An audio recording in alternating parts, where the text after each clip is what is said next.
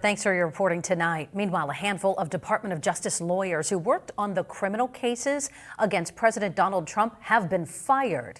A DOJ official says the acting attorney general does not trust those people in implementing the president's agenda.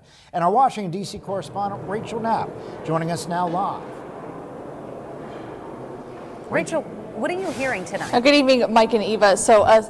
Good evening, Mike and Eva. So a source with the DOJ tells me that there's a sense of uncertainty and uneasiness within the department because they are all now worried that they could be next on the chopping block, even if they did not work on those cases prosecuting President Trump. But the White House maintains that they are in this right to do so.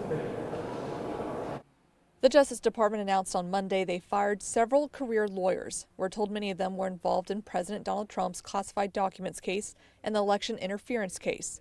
According to sources, a DOJ official said the acting attorney general does not trust these officials to implement President Trump's agenda. On the campaign trail, Trump has made it known he wanted to end what he called the weaponization of the federal government. This is the retribution being, executed, right? That he comes in, uses the powers of the office, and ultimately at DOJ, though they are semi-independent, they at some level worked at the pleasure of the President of the United States, or at least his hand-picked attorney general. And so this is him prioritizing party loyalty or Trump loyalty over their jobs. The White House says the president is within his executive authority to fire these people. He is the executive of the executive branch, and therefore he has the power to fire anyone within the executive branch that he wishes to. A person within the DOJ shares they are worried about job security and the uncertainty surrounding the priorities and policies of the department under the new administration. Will this have a chilling effect?